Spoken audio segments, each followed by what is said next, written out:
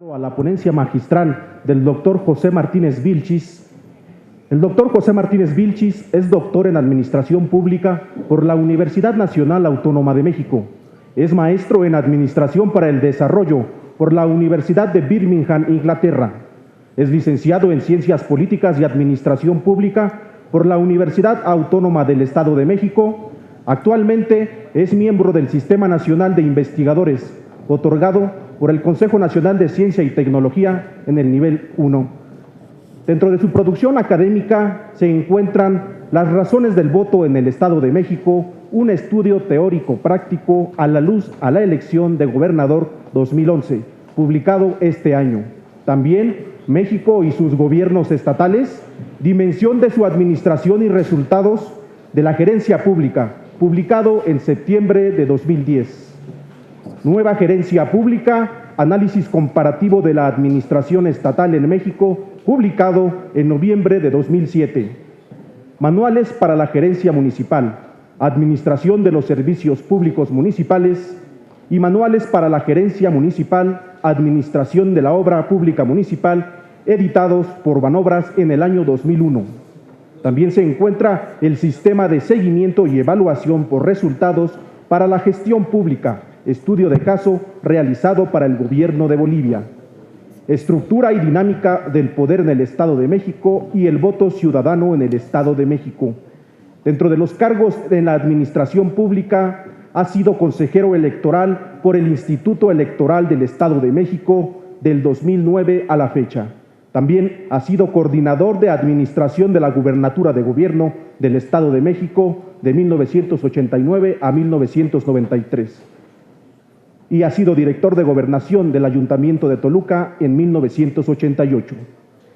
Finalmente, dentro de los cargos académicos, ha sido rector de la Universidad Autónoma del Estado de México en los años 2005 y 2009, secretario administrativo de la Universidad Autónoma del Estado de México del 2001 al 2005 y director de la Facultad de Ciencias Políticas y Administración Pública de 1996 al 2000. Señoras y señores, cedo el uso de la palabra al doctor José Martínez Vilchis.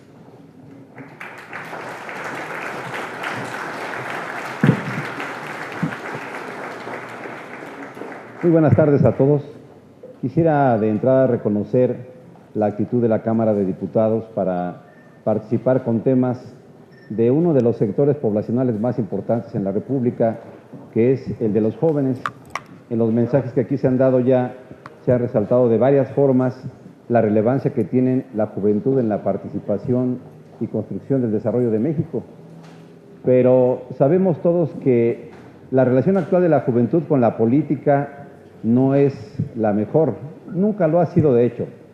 La mayoría de jóvenes que no tienen alguna vinculación con la política la miran como hasta como un sector a menospreciar, como algo deleznable, como algo a lo que no hay que acercarse demasiado. Para la mayoría de jóvenes, muchos de los que estamos aquí quizás tengamos alguna vinculación con la política y la miremos de una forma distinta, pero sabemos muy bien que afuera los jóvenes que no están vinculados de ninguna forma con la actividad política o no leen de ella siquiera, no la miran con simpatía, ¿no? Tienen varias formas de expresar su desagrado con los temas de la política. Yo agradezco que tenga esta oportunidad, que va a ser breve, pero no dejaré de tocar algunos puntos importantes sobre este tema de juventud y política, al diputado David López, que nos hizo el favor de invitar, quien preside esta comisión de juventud en esta Cámara. Me gusta que haya presencia de muchos jóvenes aquí y, por supuesto, de autoridades gubernamentales y gente que ha sido elegida en las urnas como representantes populares. De tal manera que vamos a empezar, si ustedes me permiten. Creo que lo más didáctico es que pueda participar rápidamente exponiendo lo que tenemos en pantalla. Voy a pasar aquí al frente, si me permiten. ¿Se escucha el micrófono? ¿Sí? Bueno, como lo decía hace un minuto, nosotros tomamos ahora como referencia en esta presentación una investigación que hace el Programa de Naciones Unidas para el Desarrollo, PNUD, de la ONU, que se llama Valores Institucionales y Desarrollo Humano en México, financiado por Naciones Unidas, por la Metropolitana, y en él hacen una serie de preguntas a la juventud que tiene que ver con varios temas. Ellos aluden a la juventud de diversas formas Primero, como parte de la población económicamente activa, desde los 12 años hasta los 29 la consideran. Otra forma de medirla, de los 20 a los 29 años para algunas otras mediciones académicas y de otro tipo. Pero en todas ellas hacen preguntas importantes para saber cómo está la juventud opinando de la política, entre otros de los apartados que ellos analizan.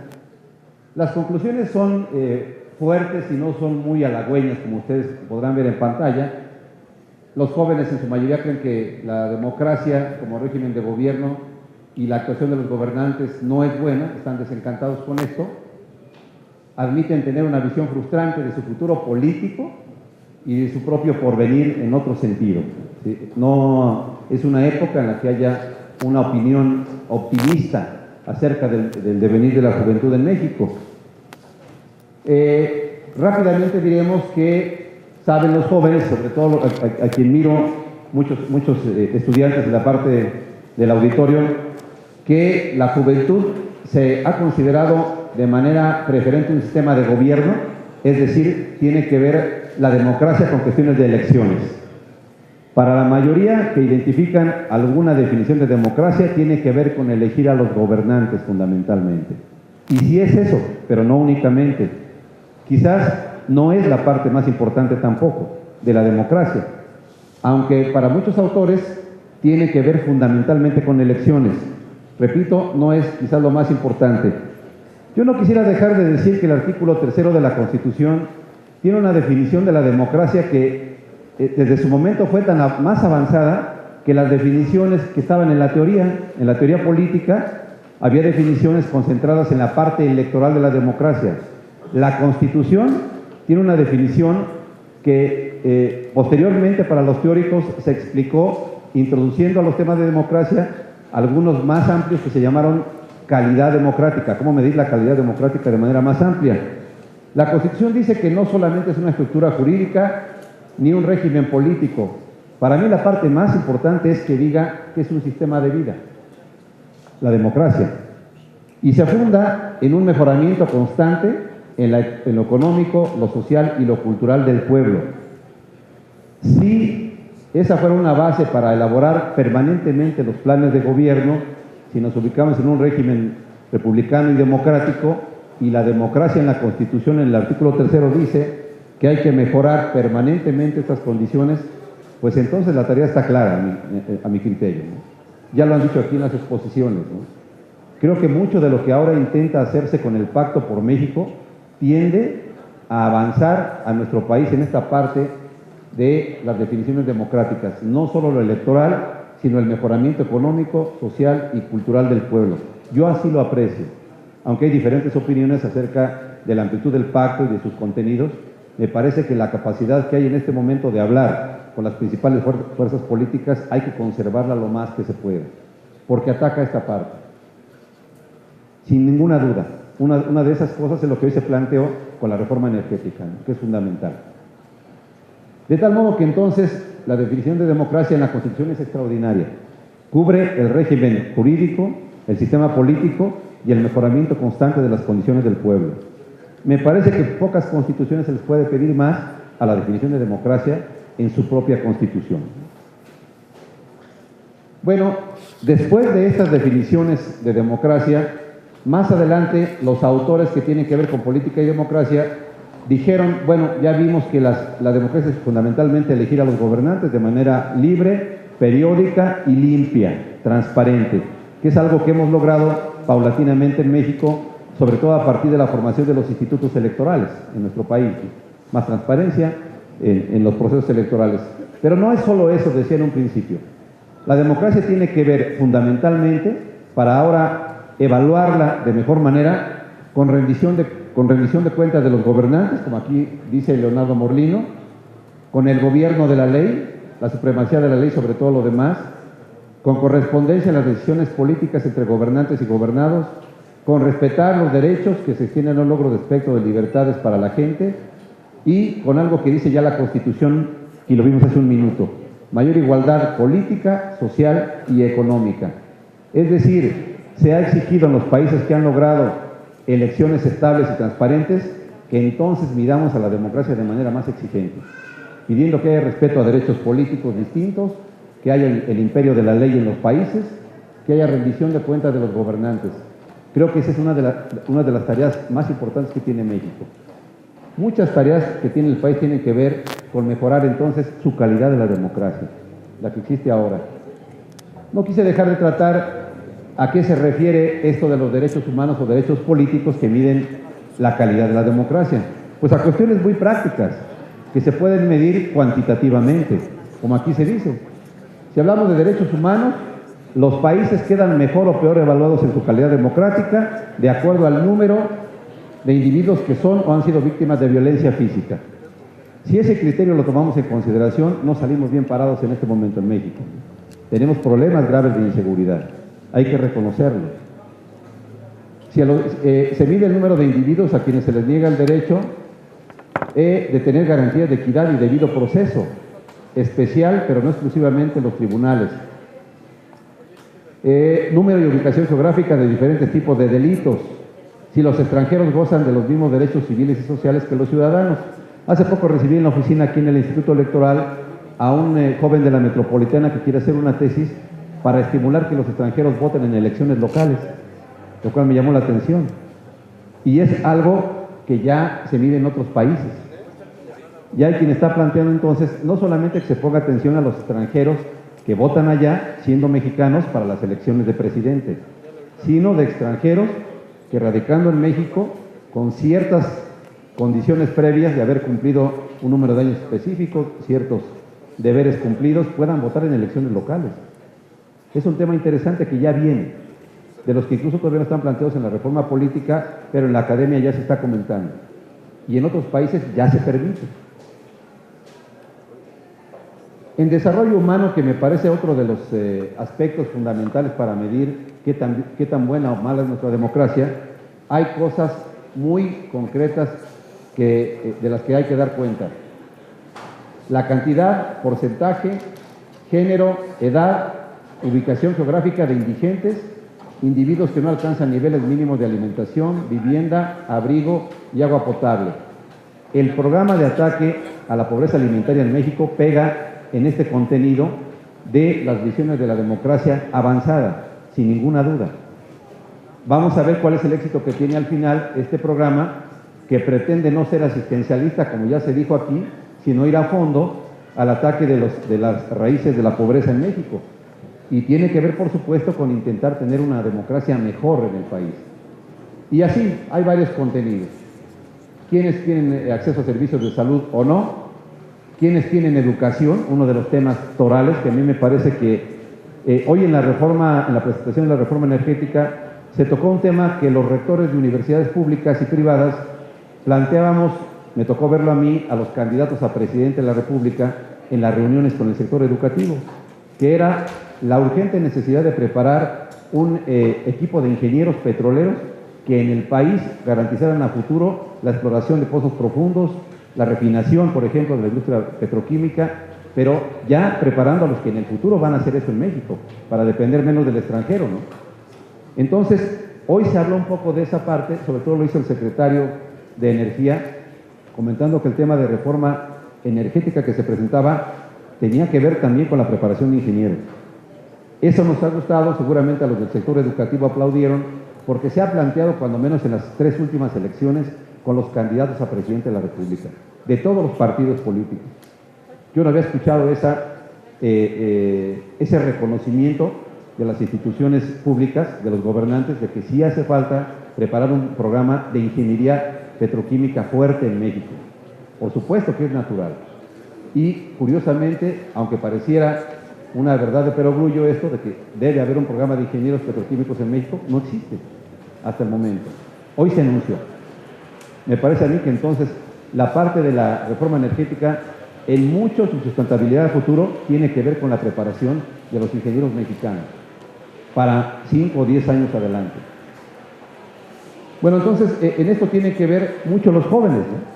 Por supuesto, en el conocimiento, en la conciencia de que esto es posible. Hay que empezar a anunciar y a provocar a la juventud a que se inscriban en programas educativos que tienen que ver con este tema. Si no, estaríamos haciendo mal, ¿no? El sector educativo tendrá que atacar necesariamente para que en el futuro esta reforma energética, que sin duda Habrá de pasar con modificaciones o lo que decían los partidos políticos, pero que hay que hacer cambios en materia energética, eso no tiene duda.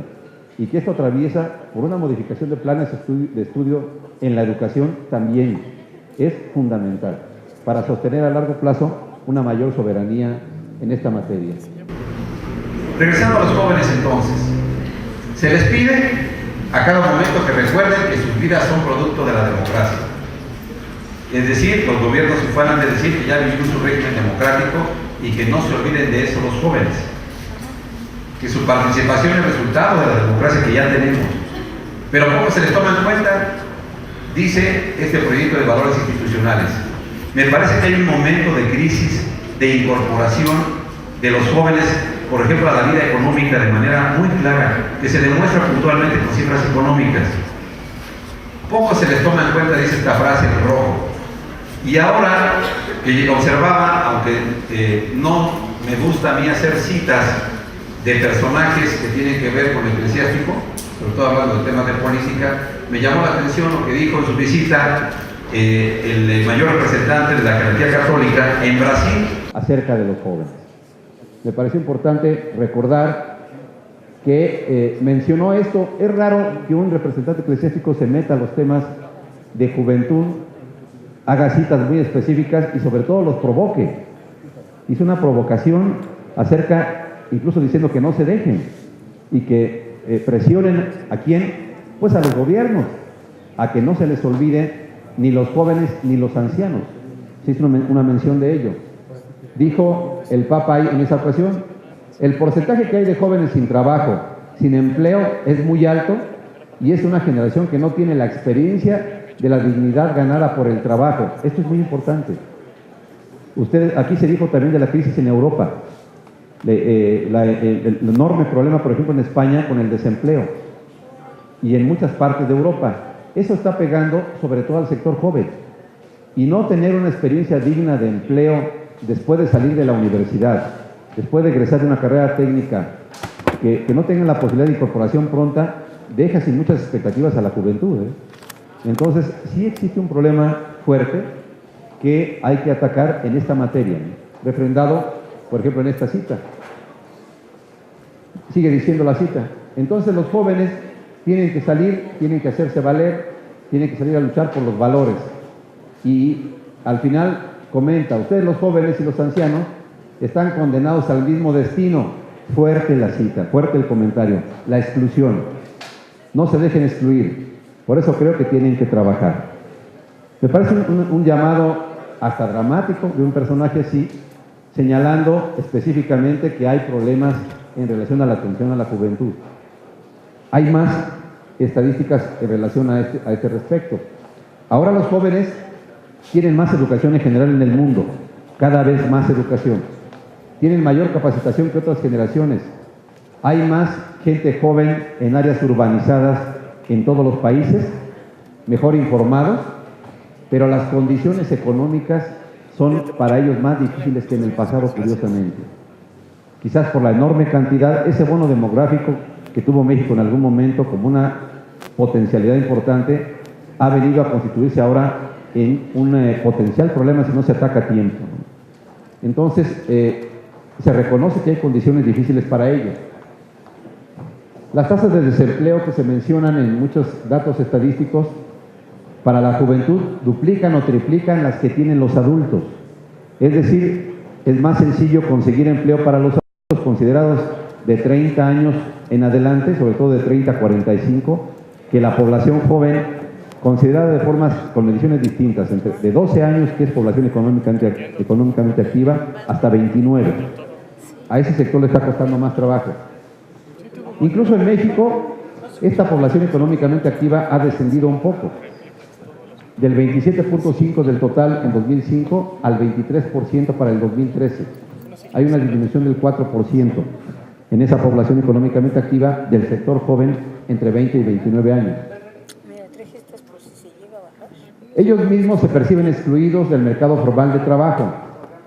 En este respecto hay un dato que no hay que dejar de tomar en cuenta, que es que además los jóvenes desempleados no son gente que no tenga preparación educativa. Esto es interesante. La gente que no tiene empleo y que tiene educación, al menos de preparatoria o educación superior, sumaban 350,000 en 2006. En 2008 se elevó a 441,000 y en 2009 rebasaron los 524,000. En este sector de gente educada, gente con preparación académica incluso alta. Hay un dato también más dramático. Por ejemplo, hay cada año alrededor de 3,000 jóvenes que obtienen un doctorado. Está incrementándose afortunadamente cada año el número de jóvenes que estudian el doctorado. Sí está habiendo un incremento de la matrícula en el nivel superior, afortunadamente. Pero ocurre que de esos 3,000 al año, 30% se colocan en el sector público, 70% en el privado, pero lo importante es que el 50% está desempleado. Llega a ocurrir que las empresas consideran que tienen sobrecalificación a la hora de querer emplear a los jóvenes doctores, cosa que sí ha cubierto Brasil de manera extraordinaria. Parte del éxito de Brasil se debe a la capacidad de incorporar a la gente mejor preparada a los sectores productivos. No hay que perderles el ojo a los que están logrando esto en América Latina. Europa tiene broncas tremendas también con este mismo tema. Entonces, América Latina sí tiene una gran oportunidad. Estamos a la vista de los inversionistas importantes por los problemas en Europa, en África también, por ejemplo. Pero no debemos desaprovechar ese impulso. Y hay que lograr que esta gente que cada vez está mejor preparada logre colocarse adecuadamente.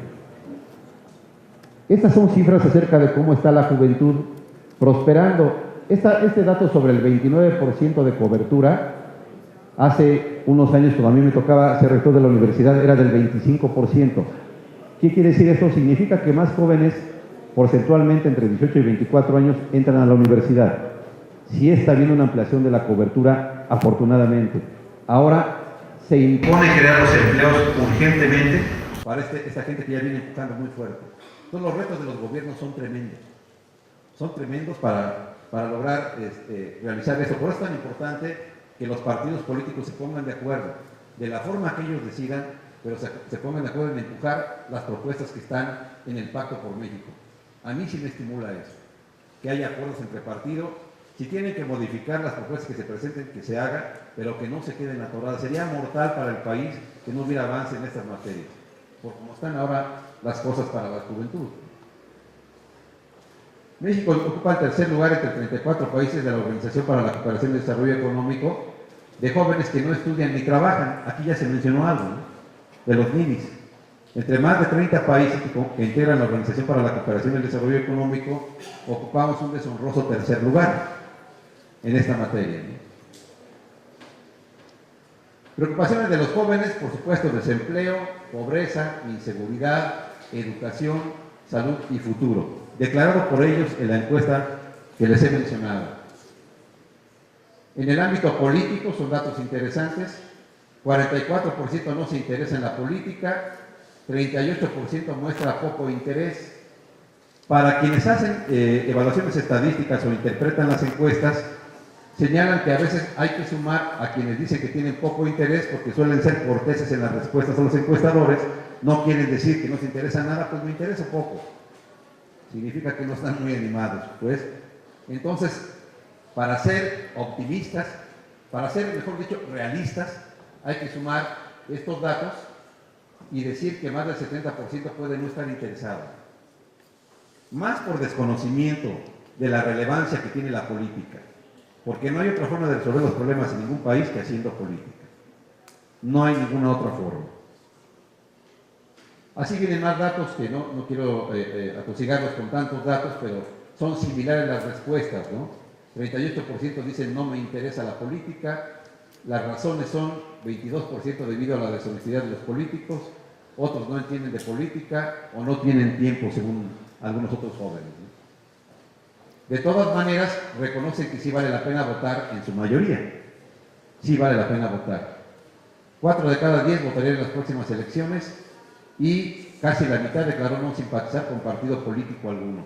Este dato es relevante porque en otros países el porcentaje que dicen no simpatizar es muy alto, suele ser más de la mitad, ¿no? Entonces, Aquí el 46% declara no simpatizar, quiere decir que un poco más de la mitad tienen simpatías con algún partido político. Tiene algo que ver con ellos. Para ellos la democracia solo sirve para elegir gobernantes. Algunos, que son 18%, creen que resuelve injusticias sociales. Solo 16% la ve como un mecanismo para rendir cuentas por parte de los gobiernos. De todas maneras, como pasa en el resto del mundo, no hay quien diga que prefiere que no haya democracia en los países. Con todo lo mal que esté, reconoce la mayoría que hay que mejorarla, que es el mejor sistema de gobierno o el menos malo, como incluso lo declaraban los griegos desde hace miles de años, ¿no? 10% prefiere un sistema autoritario, afortunadamente pocos, y un porcentaje similar le da igual lo que exista en los países. Ahora bien, yo siempre les digo a los jóvenes cuando se trata de motivarlos a reflexionar sobre por qué es importante votar y participar en la política, yo diría, aún más que votar, ¿por qué es importante participar en política? ¿Qué les dice a los jóvenes la participación? ¿Para qué sirve participar o no? Y me parece a mí que para ponerlo de manera dramática, es bueno ir a las cifras económicas. Quienes participan en política deciden sobre estos temas, jóvenes. Sobre estos temas que digan ustedes si son importantes o no, para aquellos que deciden entrar a la política. Quienes participan en política, por ejemplo, en el Estado de México, para irnos a casos cercanos a nosotros, el presupuesto de nuestro Estado es de 174,000 millones de pesos en términos cerrados en el 2013. El presupuesto de egresos del Ayuntamiento de Toluca de 2,651 millones, el de la universidad un poco más de 3,000 millones de pesos. La contribución de nuestro Estado al PIB nacional es del 9.2%. Quien participa en política, quien está al frente de las riendas de los gobiernos, tienen la capacidad de decidir, por supuesto, con participación de los poderes legislativo y judicial, a dónde va a ir a dar este presupuesto. ¿Qué es lo mejor que hay que hacer para aplicar ese dinero en las cosas que atañen a todos? ¿Es relevante o no entonces participar en estas decisiones? Hay que ir a votar porque quien gane la elección de gobernador decide anualmente qué hay que hacer con esto en conjunto con los otros poderes del Estado. Me parece a mí suficiente para interesarse en la política. Es muy importante saber el destino de estos recursos. O en un ayuntamiento que ustedes quieran tomar. Hasta el más pequeño que tengan problemas de índole económica muy fuertes en este momento, tienen un poder importante. Deciden los gobiernos, yo aquí le anoté que se disputan los partidos políticos en las urnas, que después se transforman ya sea en integrantes del Poder Ejecutivo o del Poder Legislativo fundamentalmente, ¿no? Que es a donde van a dar los puestos de elección popular. Deciden sobre temas que no son menores, sobre la educación, sobre la infraestructura, sobre la vivienda, sobre el transporte, acerca de la obra. Las decisiones, pues, son las más relevantes para toda la comunidad. No para el gobierno, es para todos. Las decisiones atañen e impactan a todos, no solamente al gobierno. En una exposición que hacía sobre ayuntamientos, ponía como ejemplo a los jóvenes qué tipo de cargos son sobre los que deciden quienes integran, por ejemplo, una presidencia municipal. El que es presidente municipal tiene que ver de manera directa o indirecta con decidir acerca de cientos de personas de puestos en ocasiones bien pagados, en ocasiones regularmente pagados, para no exagerar. Pero deciden sobre destinos de personas en posiciones muy relevantes, quienes estén ahí. Entonces hay que participar, señor, incorporándose a la política o observando la actividad de los que gobiernan. Me parece a mí que en el futuro, de acuerdo a lo que vamos a ver enseguida, lo que se avecina es encontrar mecanismos que permitan observar el desempeño del gobierno más acuciosamente. Hacia allá va la participación social, sin ninguna duda. Y si no, ustedes verán los ejemplos que vamos a citar. Bueno, a nivel presidencial o a nivel federal, ¿qué se disputan los partidos políticos? Decisiones sobre cargos de elección popular, quiénes van a participar en la política, influencia sobre el poder judicial y legislativo, relación con otros estados, con otros ayuntamientos, con otros países.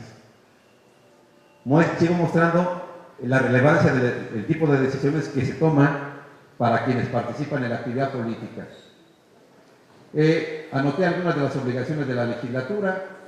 La gente luego se pregunta cuál es el trabajo exacto de un diputado. Sabe la gente, o saben los jóvenes quizás que ahí se preparan las leyes, punto. Quizás no hay un conocimiento más certero de lo que se hace sobre todo en el poder legislativo. Les recuerdo a los jóvenes que, entre otras cosas importantes, los diputados expiden anualmente tanto la ley de ingresos del Estado, lo que va a percibir el Estado de México en ingresos, las contribuciones de los habitantes, tanto como el presupuesto de egresos, que es el que va a distribuir el gasto público, y dispone de las medidas apropiadas para vigilar su correcta aplicación. Tarea muy importante que hay que hacer en el Poder Legislativo. Aprobar los montos y conceptos de endeudamientos anuales en Estado y municipios. Ahora que se escuchan las noticias que hay problemas graves con deudas en los estados o en muchos municipios, mucha gente, incluso los jóvenes que no se interesan en la política, ven en televisión que hay estados con mucha deuda. Quizás no hay más conocimiento de qué está pasando ahí, pero sin duda es un síntoma de que hay que intervenir en las decisiones políticas, yendo a la urna, interesándose en participar en actividades políticas, pero estar adentro participando. Bueno, anoté de la misma forma atribuciones que tienen los presidentes municipales. Si una persona no quiere ir a votar en una elección de un presidente municipal, que después se integra con sus regidores, con sus síndicos, con sus directores de área, si alguien decide no ir a votar porque se desinteresa o no le gusta la política o le parece que ahí las cosas no están claras, está dejando de lado la oportunidad de decidir sobre temas que les afectan en su vida cotidiana, señores. Del diario, el presidente municipal tiene que ver con el agua potable y alcantarillado que se distribuye en las casas. Tiene que ver con el alumbrado público, con la limpia de las calles, con los mercados donde vamos a comprar las cosas, con los panteones, con el rastro, con los parques, jardines y las calles, y con la seguridad pública y tránsito. Con todo esto tiene que ver el presidente municipal por obligación constitucional, además de muchas otras tareas que la ciudadanía le va pidiendo cada día. Intervenir en muchas otras cosas. Estas son las obligaciones constitucionales de los presidentes y son tan relevantes que nos impactan todos los días. Hay que decidir por quién votar entonces. No podemos permanecer ajeno de ninguna forma. No quise dejar de sacar un dato sobre uno de los males que más aquejan a nuestro país en materia de servicio público y de servicio privado también, que es el tema de la corrupción. Porque los datos ya son dramáticos y además muestran por qué es tan importante el proyecto de Comisión Nacional Anticorrupción, que es uno de los contenidos del pacto, que ustedes saben que también es uno muy relevante. Esa comisión es fundamental para abatir el problema gravísimo que tiene México en materia de corrupción, según los indicadores internacionales. Solo les quiero decir a ustedes que México progresa invariablemente desde el 2001 en adelante, cada año, los últimos 11 años, en el sitio que ocupa hacia abajo en las clasificaciones sobre corrupción a nivel mundial. Ocupábamos el lugar 51 en el 2001 y ahora ocupamos el lugar 105. Si ustedes observan la evolución anual, no hay año en que no, bueno, aquí sí, en 2003 a 2004 empatamos en el lugar 64, no fuimos más atrás. Lo mejor que tenemos son empates en el lugar que ocupamos, nunca alguna mejoría. Sistemáticamente mal evaluados en materia de transparencia y de corrupción en el mundo. Es o no un tema central, es fundamental. Entonces hay que, y esta es una tarea de los partidos ahora en el pacto, es necesario tomar el tema de la Comisión Nacional de Corrupción de manera urgente para mejorar la competitividad que aquí se ha comentado, la imagen en el extranjero para que venga más inversión a México, etcétera. No dejo de tocar el tema porque ahí están los datos estadísticos, ¿no? Cada quien nos interpreta como quiera, pero la evolución desfavorable que tenemos es una muy mala señal. Ahí está el dato en pantalla. Afortunadamente están planteados la forma de solucionar problemas como estos que estamos señalando. Nos regresamos a esta parte. Bien, terminaría diciendo que sí hay señales claras de que hay mejoras en el país en materia de política, de democracia. Uno de ellos es sin duda el avance que se ha tenido en materia de creación de órganos electorales en el país, aunque ahora es también una polémica si es mejor tener un Instituto Nacional de Elecciones, un instituto único a nivel nacional, o si deberíamos de perfeccionar los institutos locales en materia de elecciones. El hecho importante es que ya no se organizan las elecciones desde el gobierno, sino desde el plano de institutos electorales con autonomía que tiene que ser creciente. Yo diría que el principal problema real no está, ese es un falso dilema, en la creación de un solo instituto a nivel nacional, porque se dejarían de mejorar o perfeccionar los avances democráticos de los estados. Sería uno de sus efectos. Además del ataque al federalismo, que yo lo observo de manera clara, considero que hay que mejorar la autonomía, que tiene que ser paulatina, cuidada de acuerdo a la madurez que van teniendo los institutos electorales, pero cuidar su autonomía en los estados, más que tratar de regresar a un punto previo que es un Instituto Nacional Central. No me parece a mí la solución más adecuada, pero lo que sí debo decir es que existen los institutos. Existen y son relevantes para generar confianza. Y algo que yo decía, que el futuro en participación ciudadana tiene que ser la mayor intervención de la ciudadanía, sobre todo los jóvenes, repito, en materia de política. Y les quiero recordar a los jóvenes que recientemente a nivel república y a nivel estados se han creado mecanismos de participación social más relevantes y más claros. ¿Cuáles son estos? Los que tenemos en pantalla. Ya hay la posibilidad de tener candidatos independientes ajenos a los partidos políticos. Es decir, este es un avance que en otros países ya era una realidad. En México ya se puede que una persona con el suficiente apoyo social pueda participar en política independientemente de algún partido. Ese es un avance notorio en materia de participación social. Hay consulta popular y hay iniciativa ciudadana que antes en el Estado existía algún tipo de estos mecanismos menos perfeccionados que en este momento. Pero lo relevante, repito, es que son formas de participación ciudadana, jóvenes. Es el camino que hay que seguir y apoyar de manera decidida. La iniciativa ciudadana es un procedimiento que permite a los votantes proponer una modificación legislativa o enmienda constitucional a los votantes, ya no solamente desde la propia Cámara de Diputados, sino desde la iniciativa ciudadana. Y la consulta popular es un mecanismo mediante el cual una pregunta de carácter general sobre un asunto importante se puede plantear por el presidente de la República, por el gobernador o por los presidentes municipales a sus ciudadanos para recabar su opinión sobre temas relevantes. No es un mecanismo a despreciar, es muy relevante que exista consulta popular y se perfeccione paulatinamente en los regímenes democráticos. De tal manera que lo que hay que señalar finalmente es que sean cuestiones económicas, sean razones políticas, sean decisiones sobre el futuro del país, la juventud, a pesar de que atraviesa momentos difíciles, como hemos notado en pantalla, sobre todo en materia de empleo, en materia económica, en materia de educación, parece ser que hay avances, no deben desestimularse, dejar de participar y echar para adelante su decisión de intervenir de manera más clara y más decidida en política. Si los jóvenes ingresan de manera más fuerte a la participación política, el país progresará más rápido.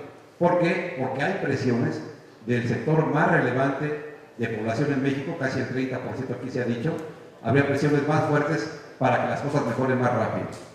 De tal modo que sí son también los jóvenes responsables del avance o no que tengan los países con su participación.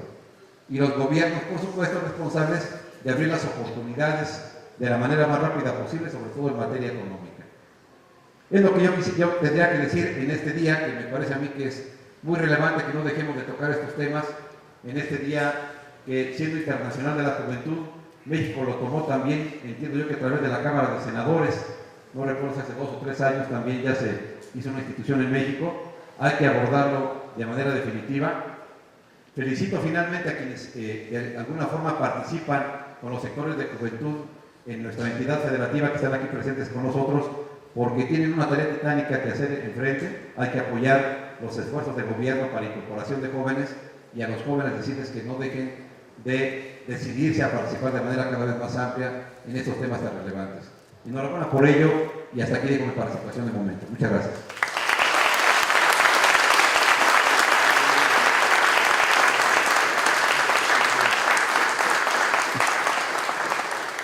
A continuación, pasaremos a la sesión de preguntas y respuestas para que pueda atender el doctor Jorge García Martínez Vilchis.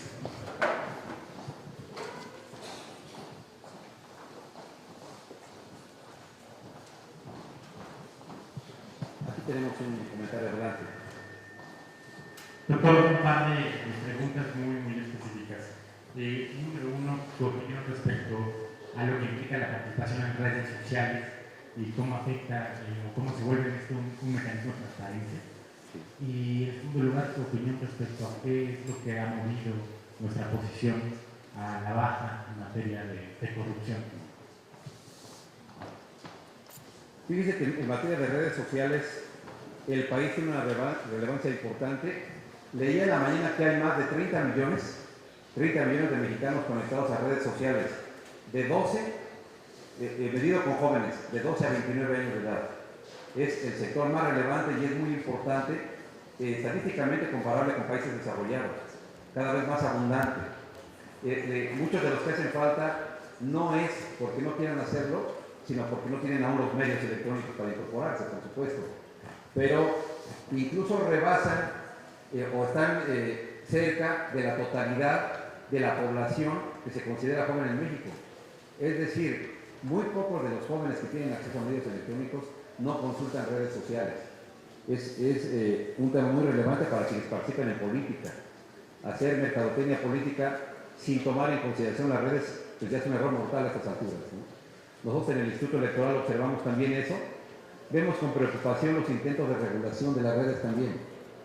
Y digo con preocupación porque está tanto el tema de la participación ética del uso de las redes, que si algunos se animaran a querer controlar, sería visto como una censura, que hay que atacar de cualquier forma.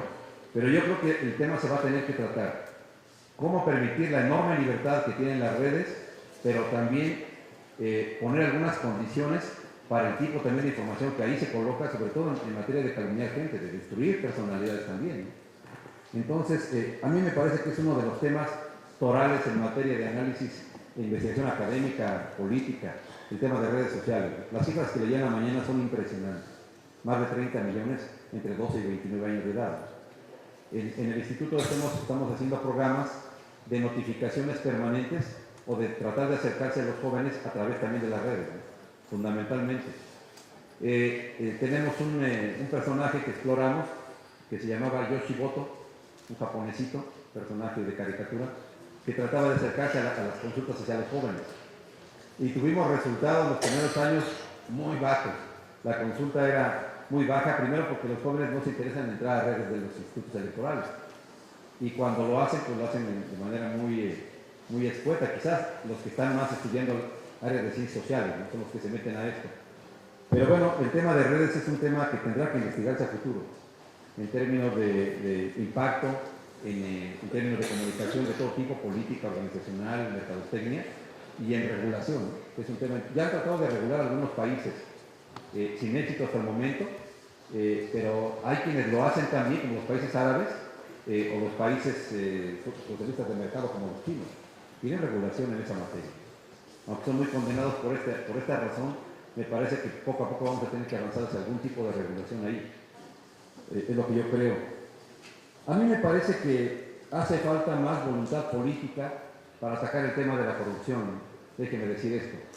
Yo creo que en mucho, con más voluntad política, todo el mundo, teniendo una autoridad que realmente imponga sanciones ejemplares a quien tenga prácticas de corrupción, sería el inicio para tener una sociedad menos dispuesta a eso, ¿no?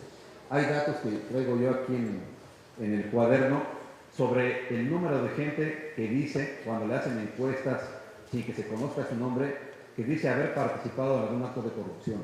Es muy alto porque parece ser que todo el sistema está preparado para ello. Hay un reconocimiento de la gravedad de este problema, porque estos datos del lugar que ocupa México, de los lugares que está ocupando, y de lo que han hecho otros países a diferencia de nosotros, son datos de la exposición de motivos que se presentó en la Cámara de Diputados sobre el tema de la Comisión Anticorrupción. O sea, son datos oficiales, están reconocidos. En una presentación que hizo aquí el doctor Guillermo Haro Belces, que estuvo mucho tiempo en la Cámara de Diputados Federal como responsable de la parte de Contraloría, de Control, escribió un libro que decía que las instituciones de auditoría y de Contraloría en México habían hecho un trabajo pues, regular a lo largo de su historia, pero que no tenía registro de que hubiese algún resultado concreto de encarcelamiento a funcionarios importantes que hubiesen incurrido en prácticas de corrupción notorias o que el porcentaje era de los más bajos del mundo. Entonces, si los castigos no son ejemplares y no son serios, pues nadie va a creer en realidad que estamos queriendo resolver un problema tan delicado.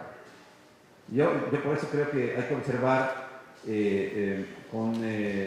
positivamente lo que hace el gobierno en materia de no permitir esto.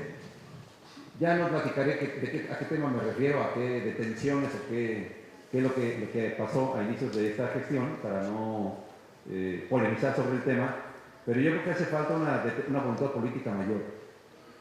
Los partidos, a mí me parece que todos están comprometidos, debemos estar comprometidos con ese tema, como partidos, como autoridades, como ciudadanos, para resolverlo, ¿no? O sea, la comisión es fundamental, es muy importante, ¿no? El contenido de cómo se van a estructurar, con los consejeros que va a tener la comisión, con el poder que van a tener de investigación sobre todos las autoridades de todas las esferas de gobierno, federal, estatal, municipal, es impresionante.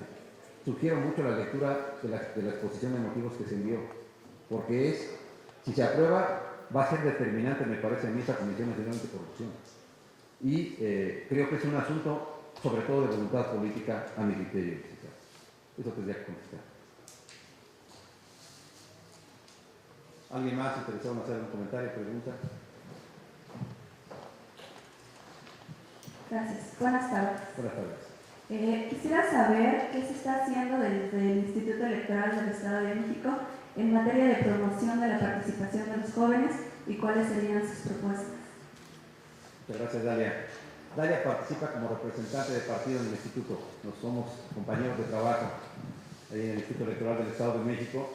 A mí me tocó un tiempo manejar una de las comisiones, que es la de promoción de cultura política y democrática en el Instituto, que es uno de sus cometidos más importantes, pero quizás el menos visible.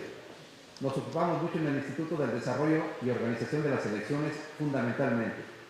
Los partidos políticos observando permanentemente cada actividad que se hace, pero la otra parte importante de los institutos, que es el desarrollo de la cultura política y democrática, no se hace de manera tan abundante ni con tanto entusiasmo. Lo sabemos, ¿no? Hasta presupuestalmente, hay que reconocer eso. Pero una de las tareas que a mí me parece que deben ser más relevantes en el instituto es el acercamiento precisamente a estrategias de promoción con los jóvenes. Me pareció a mí que lo que hizo el Instituto Electoral hace unos años, se le ocurrió hacer un CD, un disco, que distribuyó en las escuelas primarias, en las que se estimulaba a hacer jornadas de cultura cívica en los salones de clase, primarias y secundarias. Por ejemplo, ejercicios de voto para elegir a sus compañeros representantes, ejercicios de voto con la urna, ejercicios de participación cívica para decir, oye, ¿qué es más importante que haga el gobierno en esta materia? Entonces, ese CD se distribuyó en todas las escuelas del Estado de México. Por una única ocasión se hizo el ejercicio. Ese hay que repetirlo de alguna forma. Hay que entrar con las estrategias que mejor quepan para que, sobre todo el sector de la niñez y la juventud, sepan lo que es el Instituto Electoral, en materia del Instituto Electoral del Estado de México. Yo creo que los institutos luchan aún por su propia identidad. La gente dice el IFE de Toluca, ¿sí o no? Pocos dicen, sí, hay un instituto estatal que hace las elecciones y un instituto federal que hace las de presidentes, senadores y diputados. La gente no identifica bien eso. O sea, ahí hay el gobierno, dice la gente, no ha entendido bien las cosas, hace elecciones. Y el IFE de Toluca, pues el que está ahí en Paseo Toyoca. Es un asunto que a mí me parece natural, porque el reconocimiento de instituciones públicas no se hace en unos años. En la memoria de la gente se registran las cosas que le interesan y las cosas de política no le interesan demasiado. Entonces, los institutos luchan aún por su identidad, por generar confianza.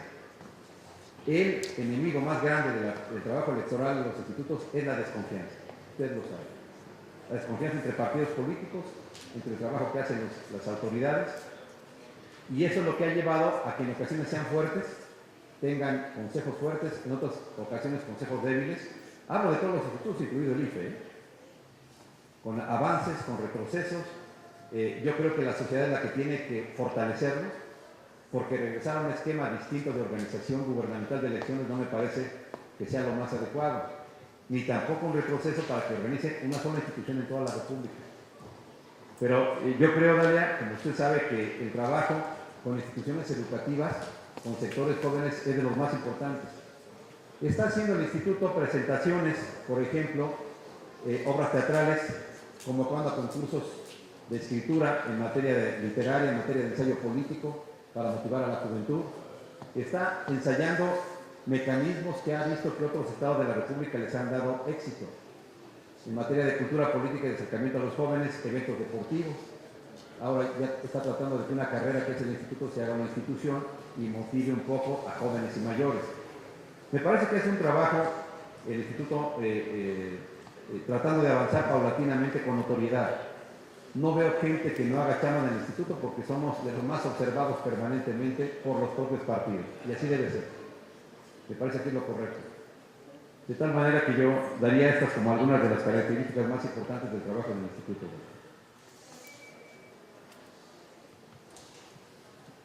Muy bien, pues les agradezco a todos la atención con su presencia. Es un tema fundamental. Nuevamente felicito a la Cámara por el entusiasmo para hacer eventos que involucran a los jóvenes. Muchas gracias a todos.